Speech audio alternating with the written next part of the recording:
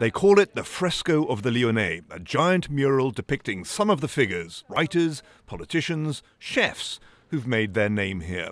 It's one of 150 wallscapes across Lyon that in recent years have become the city's hallmark.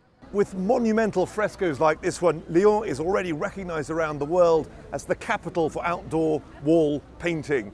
Now they want to pass those skills on to a new generation with the world's first ever school for mural art.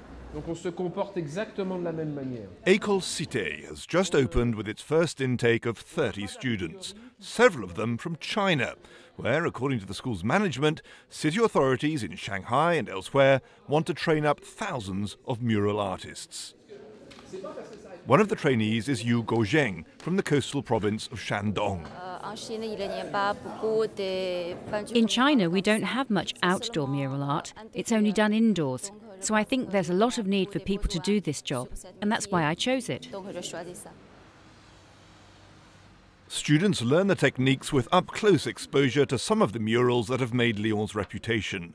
Art is part of it, but also mastering the materials and learning to work outside in potentially hazardous situations. They reckon here that demand for the craft of muralist is set to surge in the years to come as the world's cities get larger and larger. Today, 60% of the world people live in cities. It all happened so quickly. Thousands of years in the country, then suddenly in the city. And it means that in the city, we focus too much on the functional, and not on all the other elements, the emotional, the aesthetic, which are what make the difference between animals and human beings.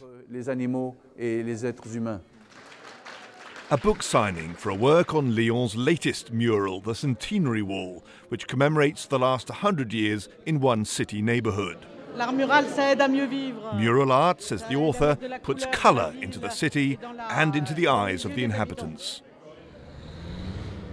In Lyon, they've discovered how wall art doesn't just beautify the townscape, it also has a social function, creating identity, restoring pride, forging bonds between the generations. It's a study in urban living that city authorities everywhere are now beginning to heed. Hugh Schofield, BBC News in Lyon.